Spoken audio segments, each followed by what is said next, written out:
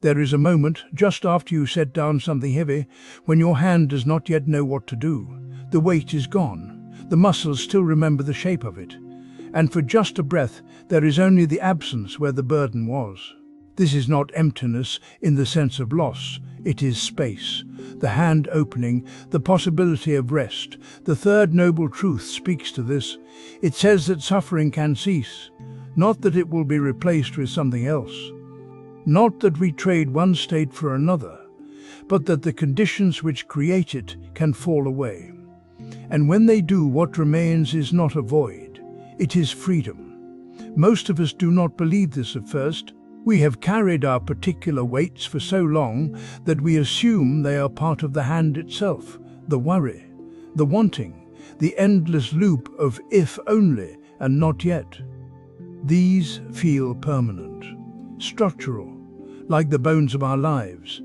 And so the third noble truth arrives quietly. It does not shout. It does not promise a dramatic transformation. It simply says, this can stop. The fire of craving, the tightness of clinging, the exhausting cycle of reaching and recoiling, all of it can cease. Not because we force it to, not because we become someone else, but because we see clearly what keeps it burning. Think of a candle flame. It does not burn because the flame wants to burn. It burns because there is wax and wick and oxygen. Remove any one of these and the flame goes out. Not violently, not with regret. It simply ceases. The conditions are no longer there. Craving is like this. It needs fuel. It needs the belief that satisfaction is just one more step away. It needs the story that we are incomplete, that something outside us will finally make us whole. And when we see through that story, not by rejecting it, but by watching it closely, by noticing how it moves, the fuel begins to thin. This is not about becoming numb. It is not about no longer caring. Cessation does not mean the end of feeling. It means the end of the compulsive, exhausting need to make every feeling into a problem that must be solved. You can hear a sound right now, maybe the hum of a room, maybe your own breath. The sound arises, it exists, and then it fades. You do not have to hold on to it, you do not have to push it away. It comes, it goes, and in that coming and going there is no suffering. Only when we want the pleasant sound to stay or the unpleasant sound to leave does the tightness begin. The third noble truth points to the possibility that we can meet all of life this way, not with detachment, not with cold distance, but with a kind of openness that does not demand that things be other than they are.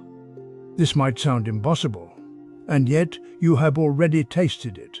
Every time you have let go of an argument you were ready to have. Every time you stopped mid-worry and realized the worry was just a thought. Every time you felt the urge to check, to fix, to control, and instead you paused, you breathed, you let the moment be.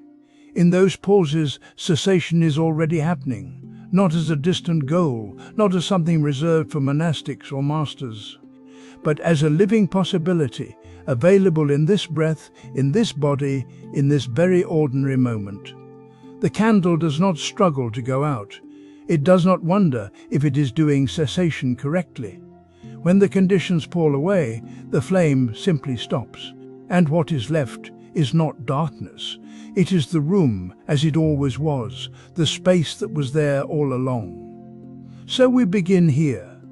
Not by striving for some final end to all discomfort, not by imagining a self that no longer feels, but by turning our attention toward what actually creates the tightness, by watching craving as it arises, by noticing the moment we reach, the moment we pull back, the moment we tell ourselves that this, right here, is not enough. And in that noticing, something begins to shift, not all at once, not permanently perhaps, but enough to show us that the weight we carry is not welded to the hand. It can be set down, the conditions can change. This is what we will explore. Not as philosophy, not as belief, but as direct experience.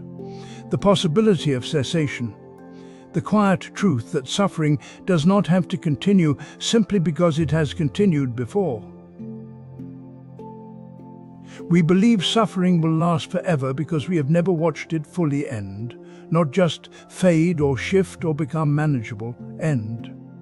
We have seen pain change shape. We have seen it quiet down for a while. But somewhere in us, we carry the belief that it is always waiting, always ready to return, always woven into the fabric of what we are. This belief is not unreasonable. It comes from experience. Suffering does return. The same worries come back. The same tightness in the chest. The same loop of thought that wakes us at 3 in the morning. So we learn to manage it. We learn to cope. We build strategies around it, the way you might build a house around a tree you cannot move. But the Buddha pointed to something else. He said, there is an unborn, unbecome, unmade, unconditioned. If there were not, there would be no escape from the born, become, made, and conditioned. This is not poetry. This is observation. Everything we suffer over is made. It arises from conditions. A thought meets a memory, a sensation meets a story, a wanting meets the belief that it must be satisfied now, and because it is made, it can cease, not through force, not through willpower, but through the natural ending that comes when conditions fall away. Think of a candle flame. It burns as long as there is wax to feed it. It does not need to be blown out. It does not need to be fought. When the wax is gone, the flame simply stops. No residue, no struggle, just the quiet fact of its ending. Suffering is like this. It burns as long as we feed it, and we feed it in ways we do not always see.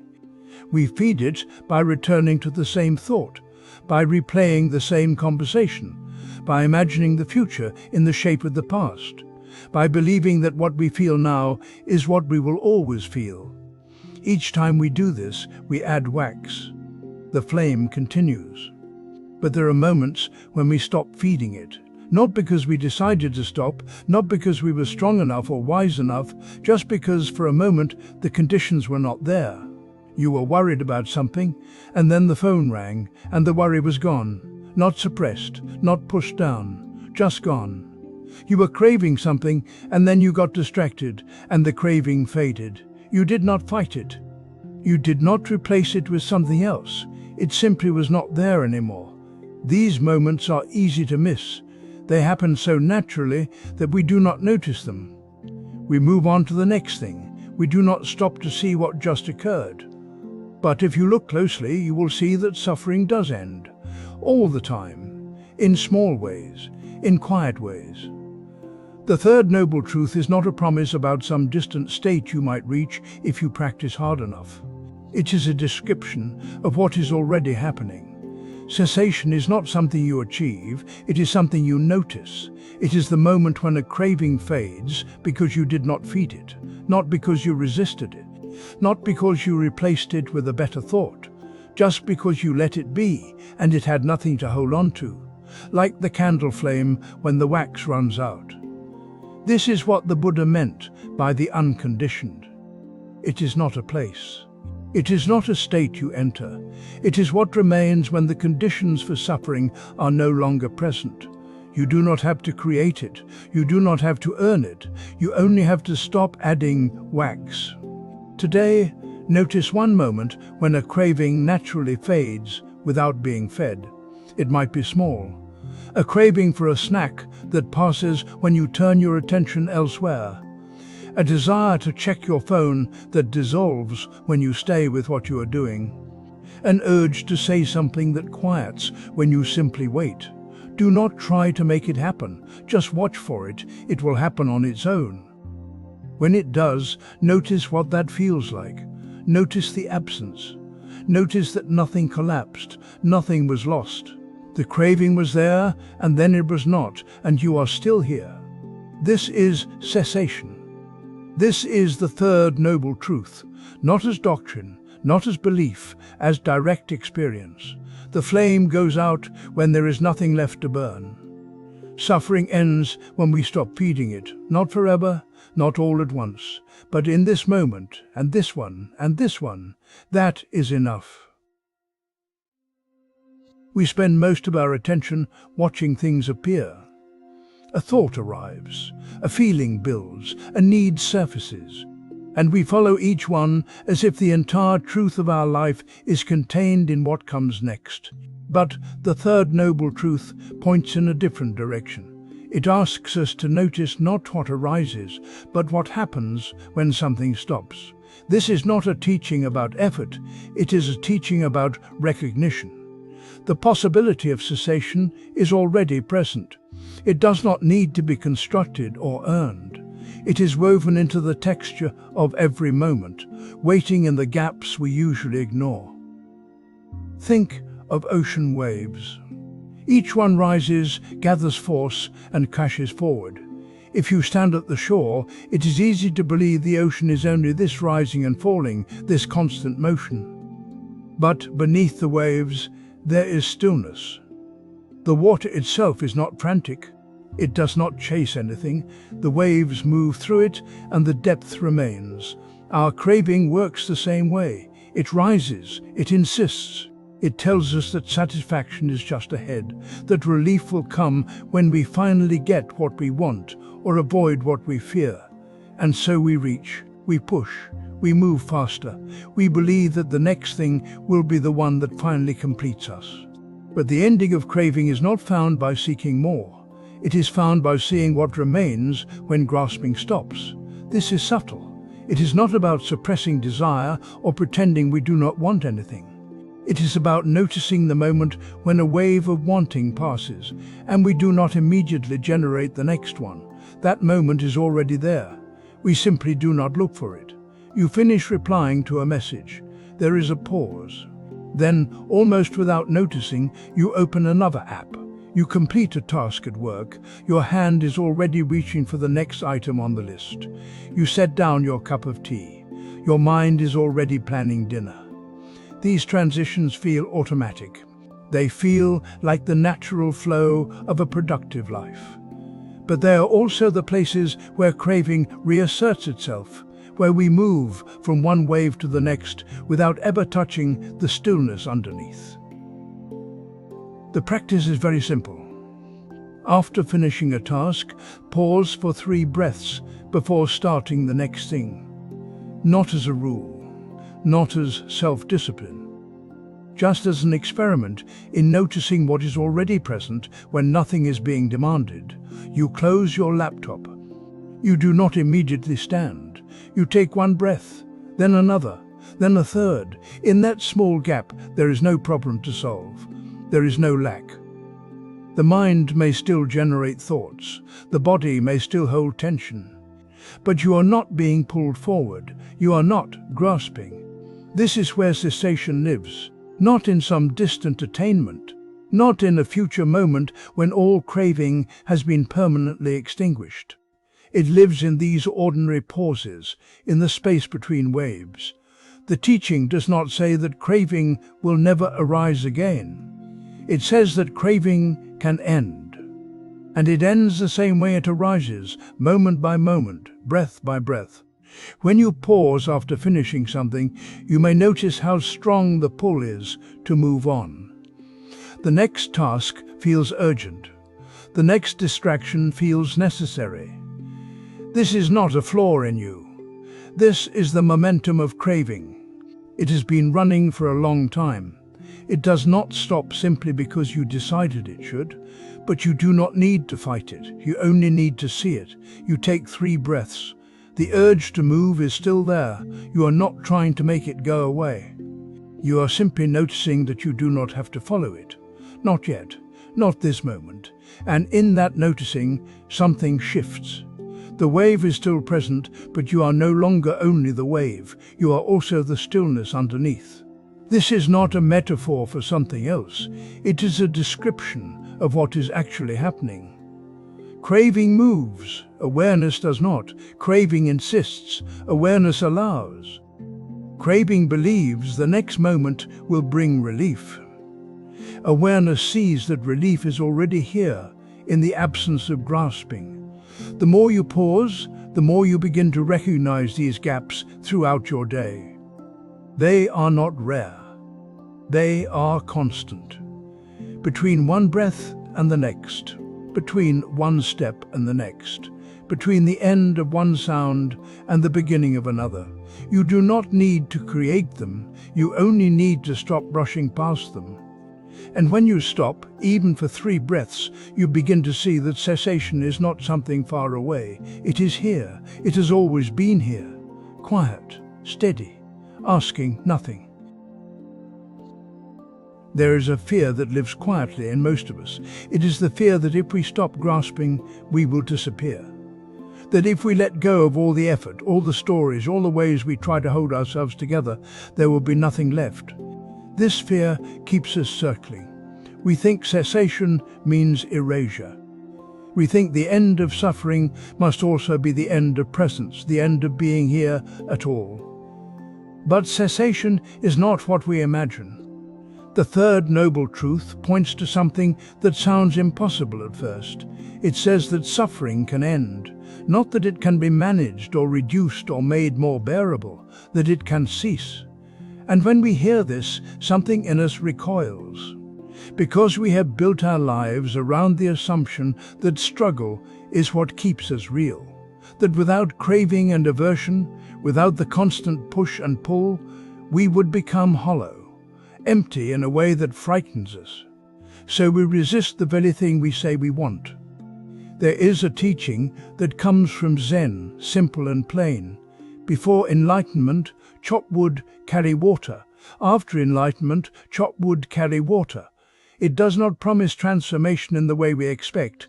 It does not say that after awakening, the world becomes different, or that you become someone new. It says the tasks remain. The wood still needs chopping. The water still needs carrying. What changes is not the presence of life, but the absence of struggle with it. This is what cessation actually means. Not the disappearance of experience, but the end of the war we wage against it. Think of a room that has been filled with clutter for years. Boxes stacked in corners, old furniture blocking the windows, papers covering every surface. You move through it carefully, always aware of what might fall, what might be in the way. The room feels small. It feels like there is barely space to breathe. Then, one day, you begin to clear it. Not because you have to, but because it becomes obvious. And as the clutter leaves, the room does not shrink. It grows. The walls were always there. The light was always coming through the windows. But now you can see it. Now you can move without collision. Cessation is like this. It is not the removal of presence. It is the removal of what obscures it. We think we are the clutter.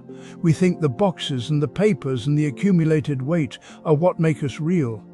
And so the idea of letting them go feels like self-destruction. But the clutter is not you. It is what you have been carrying. The endless inner commentary. The need to defend and justify and prove. The stories about who you should be and who you have failed to become. The grasping after what feels good and the pushing away of what does not. All of this is extra. All of this is the struggle. And beneath it, there is still presence. You can begin to see this directly. Sit quietly, not to achieve anything, but simply to notice what is here when you are not trying to be anyone. Let the breath move in its own rhythm. Let the body settle where it is. And then notice what arises. Thoughts will come, sensations will shift. But notice also what does not need your effort. The awareness that holds all of it. The space in which experience appears. This awareness is not constructed. It does not depend on your stories or your striving. It is already here. It has always been here. And when you sit with it, even briefly, you begin to see that you are not the one holding everything together. You are not the clutter. You are the room itself, and the room does not collapse when the boxes are moved. This is where the fear begins to loosen. Because you see that cessation does not mean you vanish. It means the struggle vanishes, the tasks remain, the breath continues, the body moves through the world. You still chop wood, you still carry water. But the weight you thought was necessary turns out to be optional. There is a difference between presence and performance. We have spent so long performing ourselves, narrating every moment, that we think the narration is what makes us real. But sit quietly and notice. When the inner voice pauses, do you disappear? When you are not rehearsing the next thing to say or replaying what you said before, is there nothing left? Or is there simply the room, larger now, with light coming through? The third noble truth is not a promise of oblivion. It is a promise that the room was always large enough, that the light was always there, that you do not have to keep carrying what was never yours to begin with. And when you see this, even once, the fear changes shape. It becomes less solid, less convincing. Because you have felt what it is like to be here without the weight. And you know now that cessation does not erase you. It only erases the struggle. There is a kind of tiredness that comes not from effort, but from holding on after the thing we were resisting has already passed. You see this clearly in a tug of war. Two sides pull, the rope goes taut, muscles lock, then one side lets go. But the other side doesn't know it yet. They are still leaning back, still braced, still pulling against nothing. The rope falls to the ground, and they are left straining into empty air. This is what aversion does when it becomes habit. The Buddha spoke of a string on an instrument. If you tighten it too much, it will snap. If you loosen it completely, it will not sound. The middle way is not compromise. It is the place where the string can vibrate freely. Most of us live with the string pulled too tight. We think this tightness is strength. We think it is readiness. But it is not. It is just tension that has forgotten what it was for. Aversion begins as a response. Something unpleasant arises. The body reacts. The mind says no, this is natural, this is not the problem comes later. The unpleasant thing fades, the moment shifts. But the no remains. The body is still braced, the jaw is still set, the breath is still shallow. We are still pulling on a rope that no one is holding. You can feel this right now if you bring attention to your shoulders, or your jaw, or the space between your eyebrows. There is often a small tightness there. Not because something is happening, but because something happened an hour ago, or yesterday, or years ago, and the body never got the signal that it could let go. This is the nature of clinging to aversion. We think we are protecting ourselves, but we are only wearing ourselves down. The third noble truth is often translated as the cessation of suffering. But cessation does not mean annihilation. It does not mean you will stop feeling. It means the rope can fall. It means the string can loosen just enough to make music again. This is not something you achieve, it is something you allow. When both sides of the tug-of-war release, the rope does not disappear. It simply rests on the ground. It is still there. But it is no longer being used as a weapon. No one is pulling. No one is straining. The tension is gone because there is nothing left to pull against. You can test this in a very small way, right now, without changing your posture, without making this into a project. Bring your attention to one place in your body where you feel tightness. It might be your neck, it might be your hands, it might be somewhere you didn't know you were holding until you looked. Don't try to relax the whole area. Just soften one muscle, one small part of the tension. Let it release by maybe 5%. Not all the way, just enough to notice, and then see what happens. Often, when you soften one muscle, another one softens on its own. The body knows how to let go. It has just been waiting for permission. You might feel your breath drop lower into your belly. You might feel your face change. You might feel nothing at all. That is fine too. This is not a technique to master. It is just a way of noticing that you are still pulling when no one is on the other end. Aversion wants to stay active. It wants to be ready. It scans for the next threat. It rehearses old arguments. It tightens against future pain. And in doing so, it creates a kind of suffering that has no object. You are fighting something that is not here. The middle way is not about finding balance between two extremes. It is about noticing when you are holding tension that no longer serves, and then, very gently, letting one small part of it go. The string does not need to be completely slack. It just needs to stop being pulled so tight that it cannot move. When it loosens, it can vibrate. When it vibrates, it makes sound. This is not weakness. This is function. You do not need to wait until everything is resolved. You do not need to wait until the pain is gone. You can soften one muscle right now, in the middle of difficulty, in the middle of noise, in the middle of not knowing what comes next. The rope is already on the ground. You are the only one still pulling.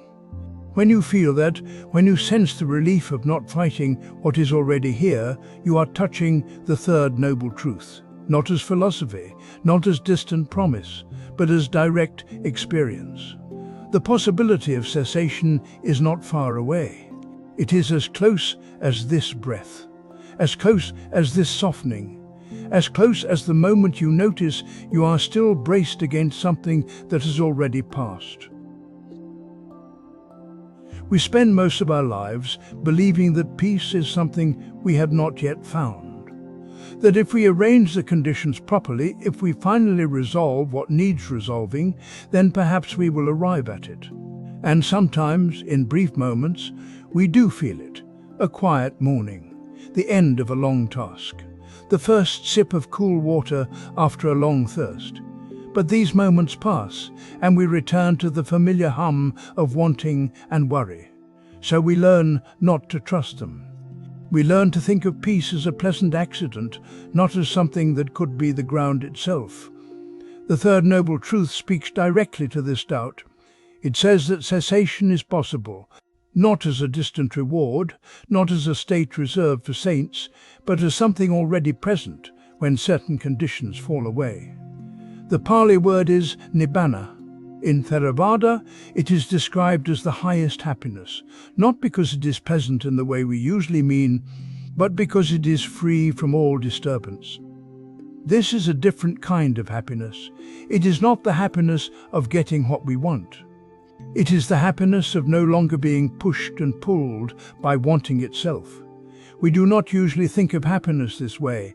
We think of it as the presence of something good, a warm feeling, a sense of satisfaction, a moment of joy. And those are real. But they come and go. They depend on causes. They require maintenance. The happiness the Buddha points to does not depend on anything being added. It depends on something being removed. This is why the metaphor of water matters. When you are very thirsty and you finally drink, the relief is immediate. But what is that relief? It is not that the water adds something new to you. It is that the thirst stops. The discomfort that was there, the tightness, the pull towards something you did not have, all of that drops away. And in that dropping, there is ease. The water is just water. The ease is in the ending of the disturbance. Nibbana works the same way. It is not a new experience layered on top of life. It is what remains when craving stops, when aversion stops, when the mind stops running toward or away from what is here. We have been taught to think of freedom as arrival. But the teaching says freedom is release. You can test this in your own experience. Recall one moment when you felt completely at ease, not excited, not entertained, just at ease. It might have been brief. A few seconds in the garden, a pause between tasks, a moment when you looked up and there was nothing you needed to do or fix or become. Now notice what was absent in that moment. You were not trying to be somewhere else. You were not measuring yourself. You were not arguing with what was happening. The ease was not because everything was perfect. The ease was because, for that moment, you were not disturbed by imperfection. This is the insight the third noble truth offers. Peace is not built. It is uncovered. It does not require ideal conditions. It requires the ending of the demand for ideal conditions. And this is why we do not trust it. Because we have spent so much energy trying to construct peace, and the teaching says construction is not the path. Letting go is. But letting go sounds passive. It sounds like giving up. So we resist it. We think that if we stop trying, everything will fall apart. But look again at that moment of ease you recalled. Did you construct it by effort, or did it arrive when effort dropped? When you stopped managing the moment and simply let it be what it was? The first sip of water does not require you to understand hydration. It does not require you to deserve relief. You drink, the thirst ends, and ease follows. In the same way, when clinging falls away, even briefly, peace is already there. Not as a reward for good practice, not as a sign you have done it right, just as what is left when disturbance stops. This does not mean all pain ends. The body still feels, the mind still perceives. But the second layer, the layer of resistance and grasping and fear, that can cease. And when it does, even for a moment, you see that freedom is not far away. It is not reserved for later. It is woven into the texture of this moment, waiting only for you to stop disturbing it. So the question is not whether peace is possible. The question is whether you can recognize it when it appears. Whether you can see that it is not defined by what you gain, but by what drops away. Snow falls in a forest where no one is listening. Each flake lands without announcement. There is no one there to name it, to measure it, to wonder if it means something. It simply arrives, touches the branch or the ground, and becomes part of the stillness. We are rarely like that forest. We fill every gap with noise because we are afraid of what silence might reveal. The moment a conversation ends, we reach for our phone. The moment we finish a task, we start another. The moment we sit down, we turn something on. We have become so skilled at this that we no longer notice we are doing it. The filling happens before the gap even forms. This is not laziness. It is not weakness. It is fear dressed as productivity, as connection, as being informed. We are afraid that if we stop, we will have to feel what we have been outrunning. We are afraid that silence will show us something we are not ready to see. But the third noble truth points to something we have forgotten. It says that cessation is possible. Not cessation of life, but cessation of the endless cycle of craving and clinging that keeps us restless. It says that the noise is not necessary, that underneath all the filling and all the seeking, there is a stillness that has been waiting. The truth is found not in words, but in the space where words end. This is not a riddle, it is an observation. Words can point. They can suggest, they can guide us to the edge of something. But the thing itself, the direct knowing, happens in the silence that follows. It happens when we stop trying to capture it, when we stop asking it to make sense in the way we are used to. Think of snow falling again. If you stand in that forest and try to describe what is happening, you can say the flakes are cold, that they drift slowly, that they gather on the branches. You can say it is beautiful or peaceful. But none of those words are the thing itself. The thing itself is the falling, the landing, the quiet accumulation. It does not need your description to be complete. Our minds are trained to describe, to label, to hold on. We think that understanding something means being able to talk about it. But there is another kind of understanding that happens before language, beneath language. It is the understanding of the body when it relaxes, the understanding of the breath when it deepens, the understanding of the mind when it stops grasping. This is what cessation points to, not an end to experience, but an end to the compulsion to fill it, to fix it, to make it into something other than what it is. When you sit for 5 minutes without speaking, without moving, without seeking anything, you are not doing this to become calm. You are not doing it to achieve a state. You are doing it to see what is already here when you stop adding to it. You are letting the snow fall without needing to catch it, without needing to know where it came from or where it is going. At first, this will feel impossible. The mind will offer you 1,000 reasons to move, to check, to plan. It will tell you this is a waste of time. It will remind you of everything you should be doing instead. Let it speak. Do not fight it. Just notice that these are thoughts and that you do not have to follow them. The silence is not empty. It is full of what has always been there beneath the noise, the hum of the room, the sensation of your hands resting, the rise and fall of breath that has been happening all along, without your management. When snow falls in a forest with no one to hear it, it does not fall less fully. It does not need a witness to be real. In the same way, your own stillness does not need to be named or understood to be present. It is already here. It has been here the entire time. Cessation is not something you create. It is something you allow.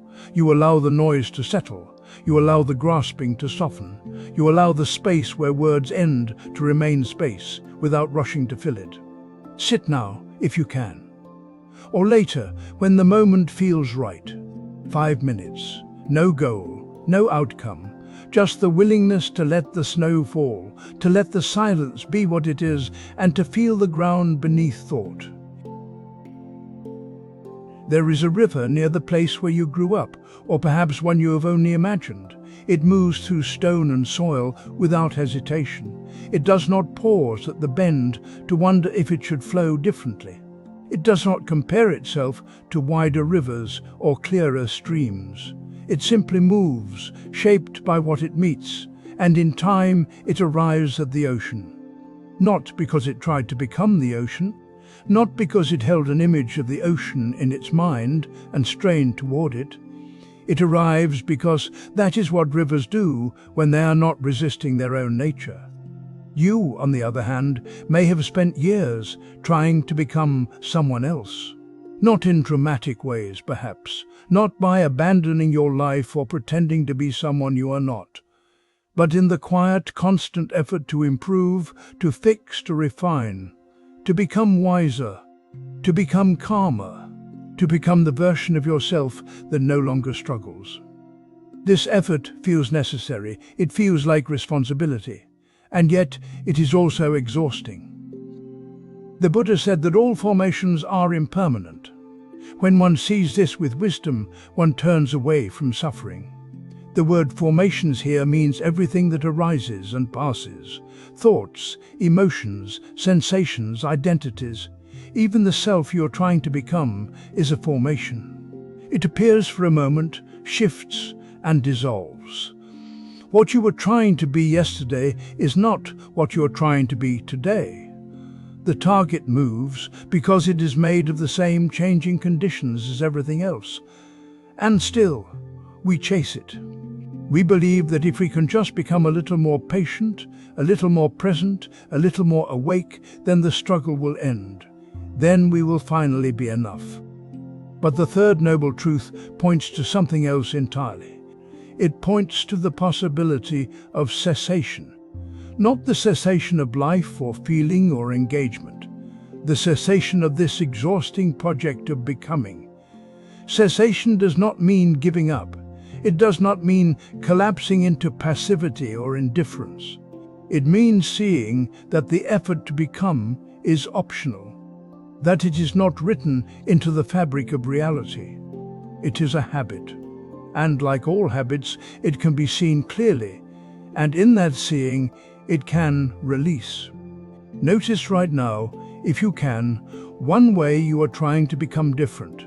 It might be subtle, a wish to be less anxious, a hope to be more confident, a sense that if you could just understand this teaching more deeply, you would finally be free. Whatever it is, let it come into view without judgment. Do not push it away. Do not shame yourself for wanting to change. Simply see it. See the shape of the effort. See how it feels in the body. See whether it is necessary right now, in this moment, or whether it is a story you are telling about a future that does not yet exist. The river does not become the ocean by holding an image of the ocean. It moves through the present landscape. It meets rock and root.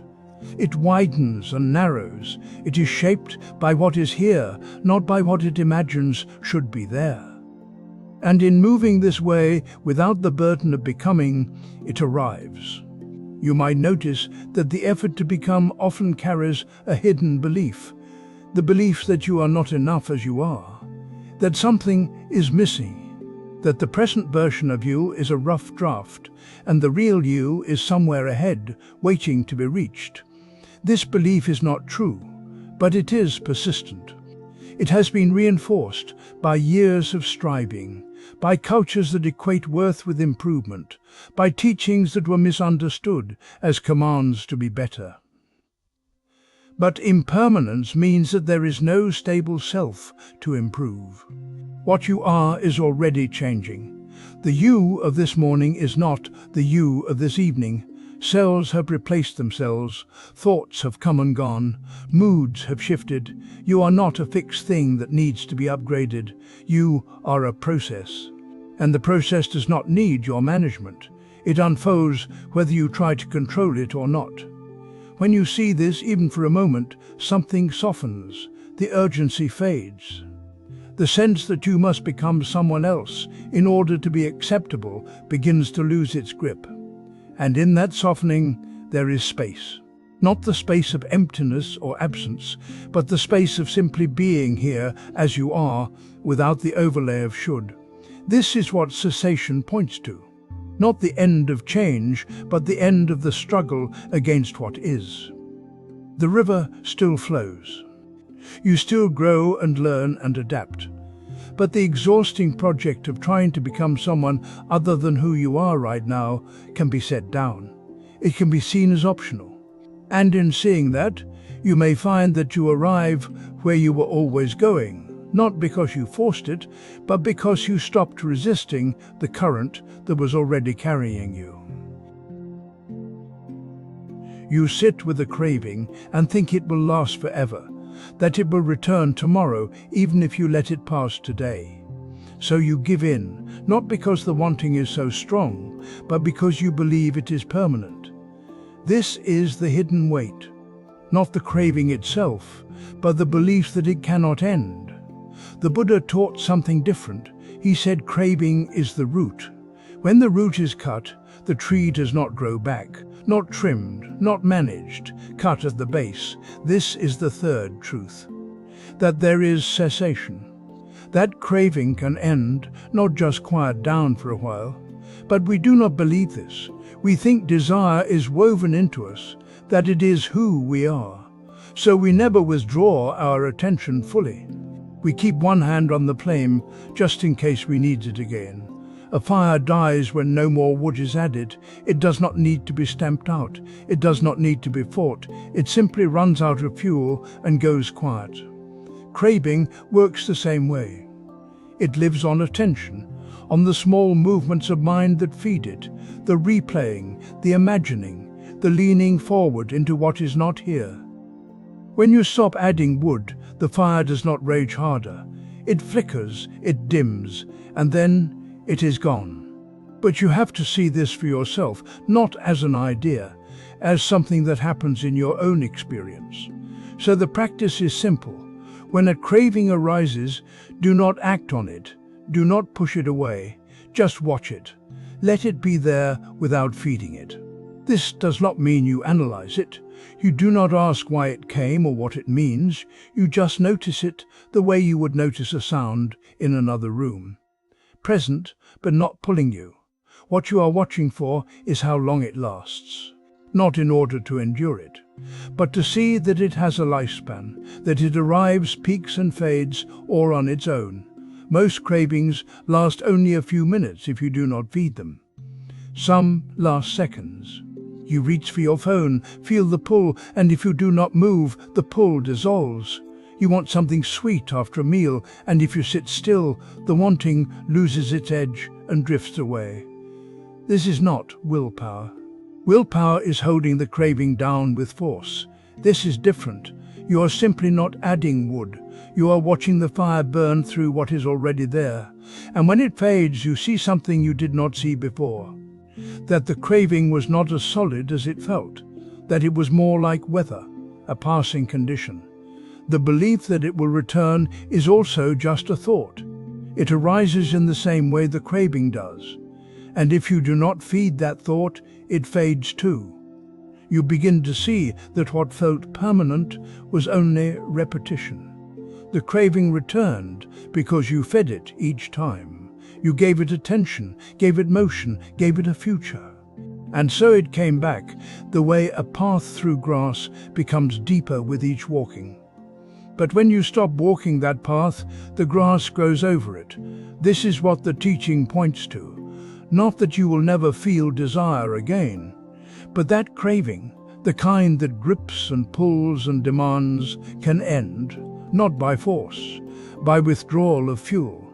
The fire metaphor is not just poetic, it is instruction. A fire needs oxygen, heat and fuel. Take away any one of these and it goes out. Craving needs attention, belief and action.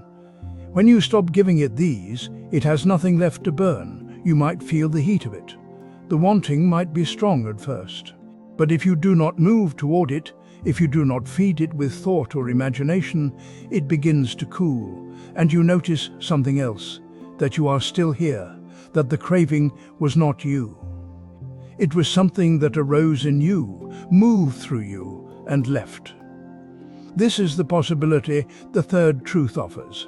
Not perfection, not the end of all feeling, but the end of being ruled by craving. The end of the cycle that keeps returning because we keep feeding it. You do not have to take this on faith. You can test it. The next time a craving comes, let it arrive. Do not act, do not push, just watch. See how long it lasts when you stop adding wood. And when it fades, notice that. Let that seeing land, not as a victory, just as information. The craving ended. It did not last forever. It was not as permanent as it felt. This is how the root is cut, not all at once, but by seeing again and again that craving only grows when we feed it, and that when we stop, it does not. We spend so much time arranging things, adjusting the light, the temperature, the schedule, waiting for the right moment when everything lines up. We believe that peace lives on the other side of better circumstances, that once the noise stops, once the difficulty passes, once the conditions improve, then we'll be able to rest. But the conditions never quite settle. There's always something, a sound from the street, a tension in the body, a thought that won't release. And so we keep waiting, keep adjusting, keep believing that stillness requires a perfect world. The mountain doesn't wait for the clouds to clear. It remains as it is while weather moves across its face. Mist rises in the morning, rain comes in the afternoon, wind pushes hard against the slopes, and through it all the mountain stays. This isn't about the mountain being strong or unmoved in some forceful way. It's simply that the mountain doesn't confuse itself with the weather. The clouds pass over, but they are not the mountain. The rain falls, but it doesn't change what the mountain is. Our minds are not so different. Disturbances come. A sharp word, a worry about tomorrow, a memory that stings. These move through awareness the way clouds move across stone. But we tend to believe that we are the disturbance, that if anger arises, we have become angry, that if fear appears, we are now afraid. And because we think we are the weather, we try to control it. We push it away or hold it close, depending on whether it feels good or bad. The third noble truth points to something quieter. It says that cessation is possible. Not cessation of life or feeling, but cessation of the struggle against what is. The mind that clings to nothing is free in all circumstances, not because it has perfected the circumstances, but because it no longer demands that they be other than they are. This doesn't mean we become passive. It doesn't mean we stop caring or stop responding. The mountain isn't indifferent to the rain. The rain shapes it over time, carves valleys, feeds the trees on its slopes.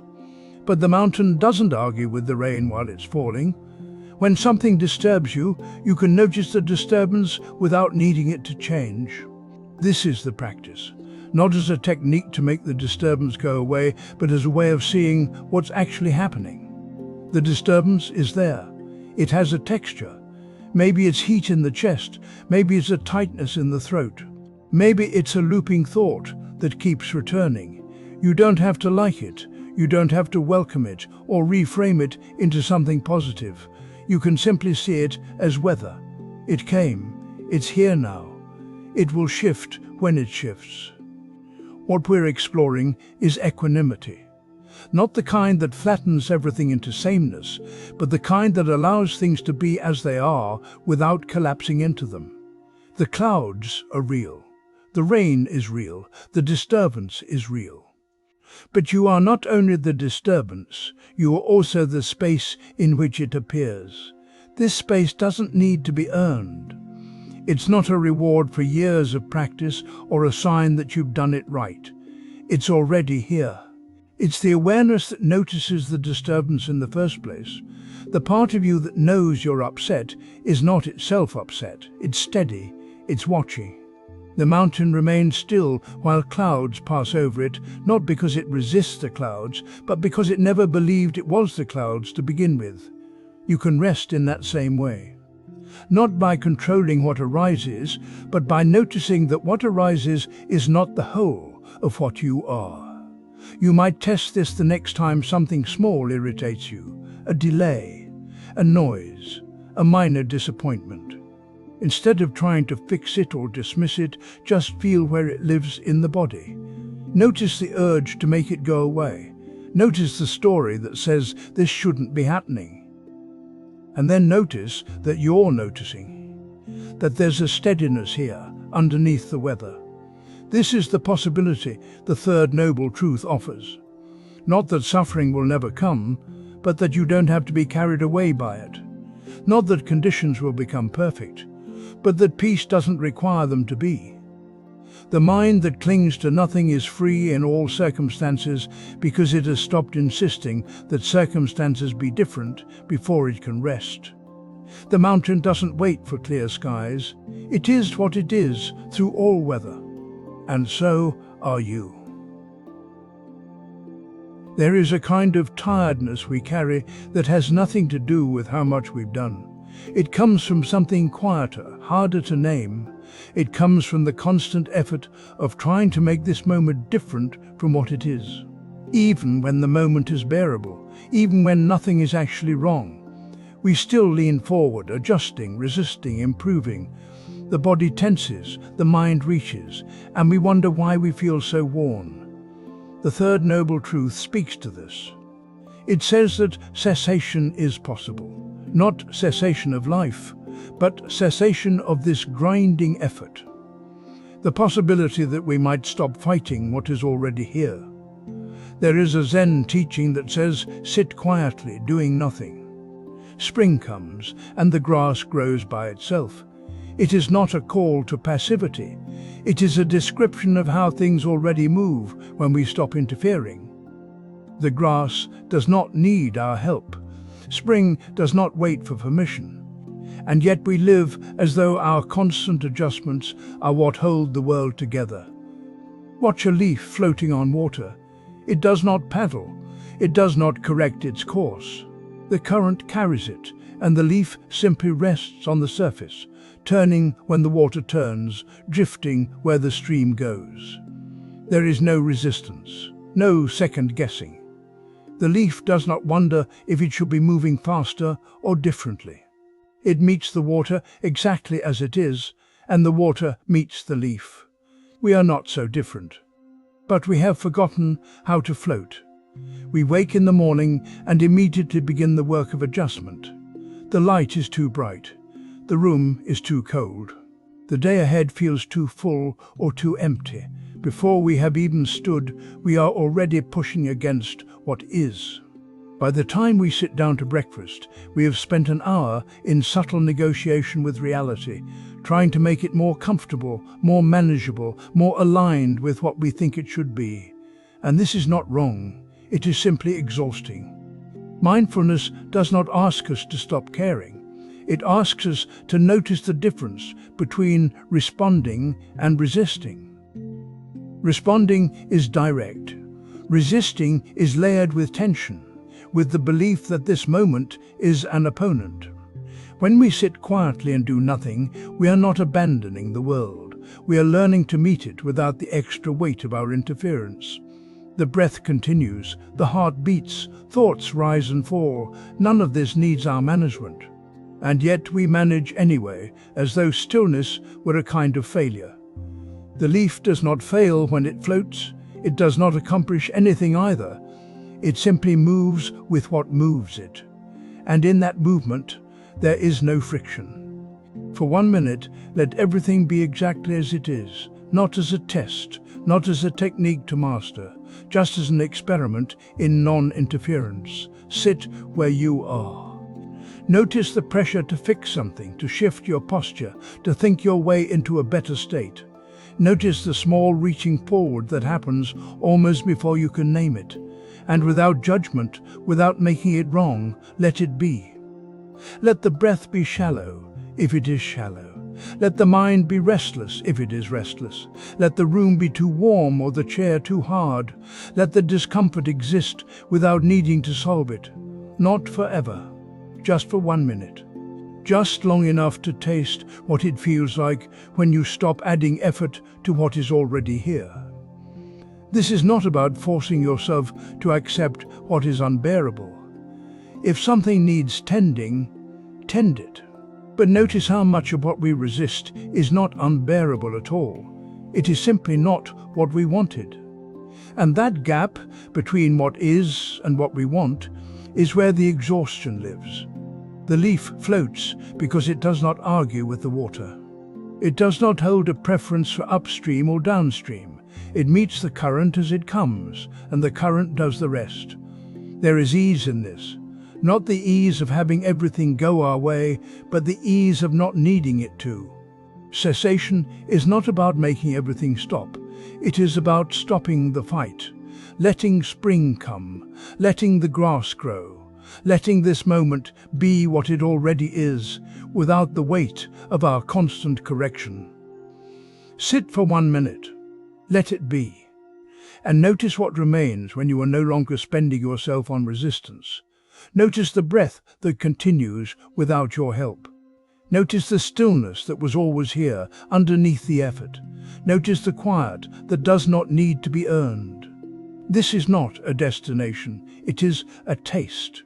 A brief rest in the middle of all the doing. And that rest, however brief, is enough to show you what is possible. We expect the end of suffering to announce itself. A shift so clear we could not miss it, a door closing with weight, the final word in a long argument. But cessation does not arrive that way. It comes more like the moment after a storm when the air is still and clear. You step outside and notice the quiet. The wind has stopped. The rain no longer drums against the window. There is no grand finale, just the absence of what was. And because we were braced for thunder, we do not always recognize what has already passed. The Buddha spoke of the third noble truth as the cessation of suffering, not its defeat, not its transformation into something better, just its ending. This is not a promise that one day, after enough effort, suffering will be destroyed forever. It is an observation that suffering already ceases, constantly, quietly, without our permission. A wave of anger rises, it moves through the body, it fades. A knot of anxiety tightens in the chest. It stays for a while, then it loosens. Grief arrives heavy and unannounced. It does not ask if you are ready. And then, At some point you cannot name, it is no longer as sharp as it was. These are not metaphors. This is what happens. But we are often too busy preparing for the next wave to notice the one that has already gone. We expect cessation to feel like relief, like finally being able to breathe, and sometimes it does. But more often it feels like nothing at all, just the quiet that follows when something is no longer present. The moment after a storm when the air is still and clear is easy to miss if you are still listening for thunder. You might stand in that stillness and think the storm is only pausing, that it will return any second, so you stay braced. You do not let yourself feel the ground beneath you. This is where we lose the third noble truth. Not because we do not understand it, but because we do not trust it. We think cessation must be earned, that it requires perfect practice or years of meditation or some final insight we have not yet reached. But cessation does not wait for readiness. It happens when conditions fall away, when the fuel runs out, when clinging loosens just enough. It is not dramatic because it is not an event, it is the absence of an event. After a difficult emotion passes, sit with the quiet that follows. Do not fill it. Do not analyze what just happened. Do not prepare for what might come next. Just sit. Notice the space where the emotion was. Notice that it is no longer pulling at you. Notice that the body has softened, even slightly. That the breath has changed. This is not a technique to make cessation happen. Cessation has already happened. This is just the practice of recognizing it. You do not need to do anything with the quiet. You do not need to make it last, or turn it into peace, or use it as proof of progress. Let it be what it is.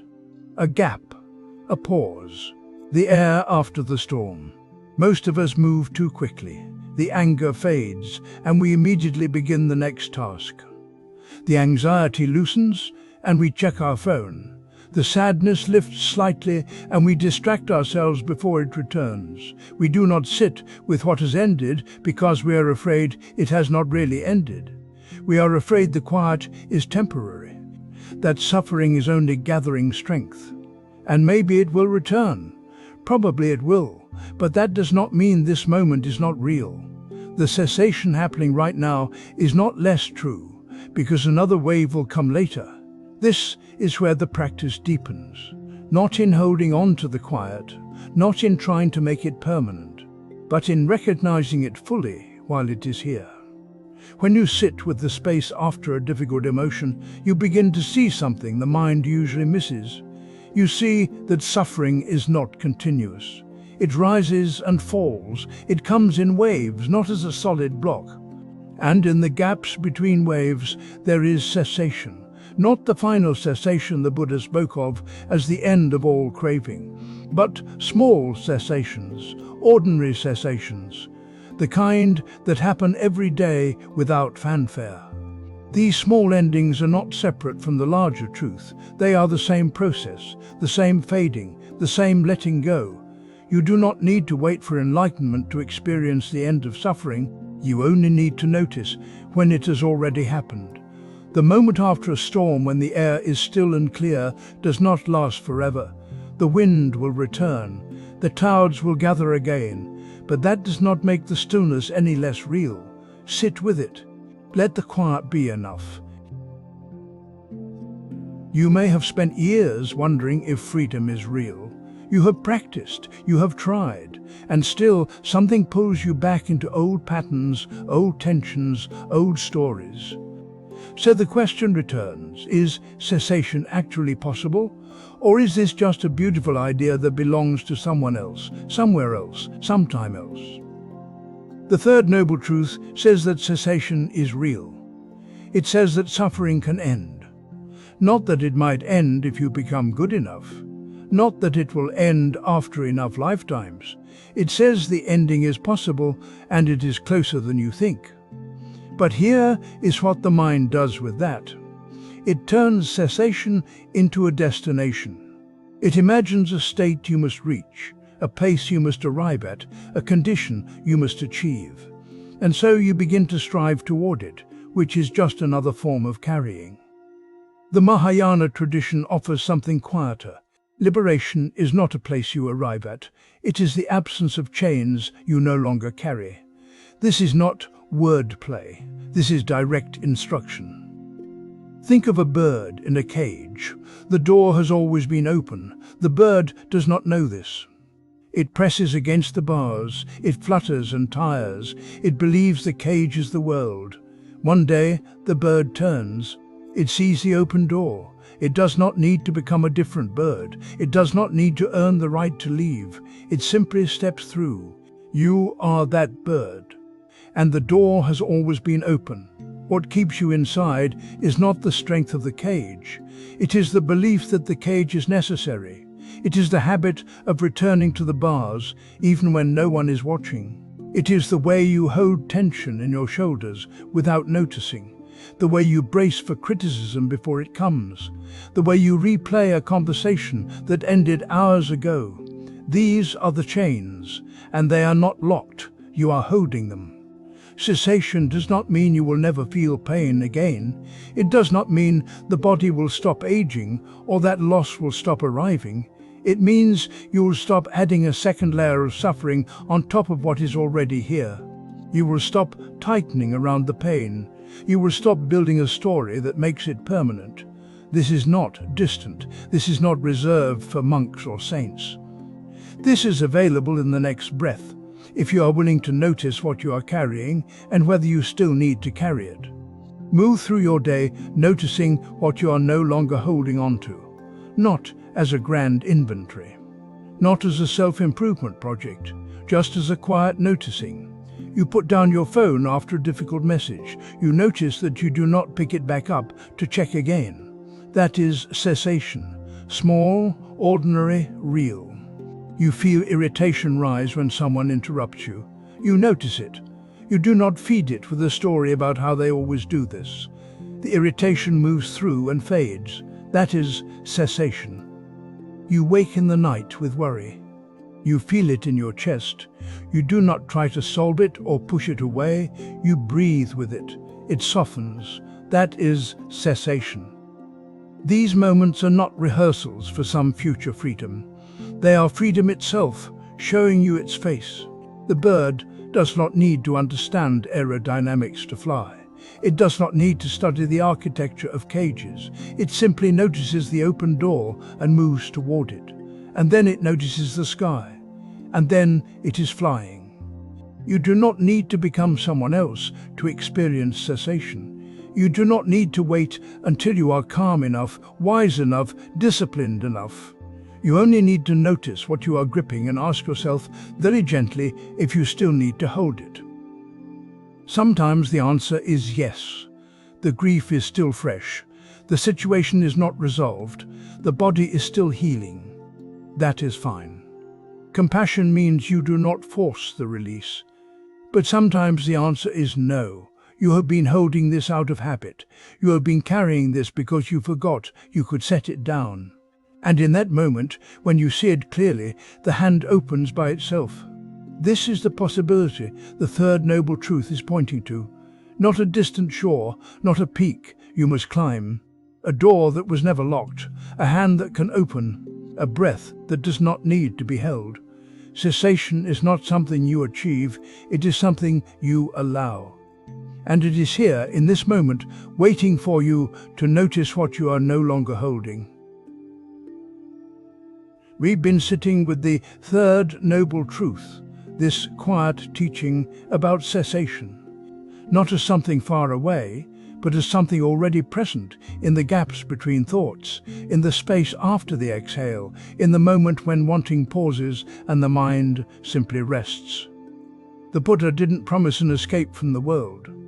He pointed to something more intimate than that, a way of meeting experience that doesn't add fuel to the fire, a way of seeing that doesn't create a second layer of suffering on top of what's already here.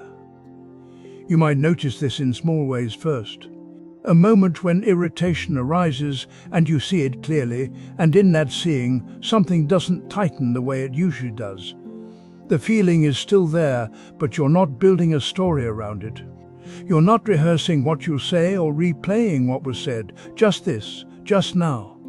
And in that simplicity, something releases. This isn't about becoming someone who never feels pain. The body will still ache, loss will still arrive, disappointment will still move through.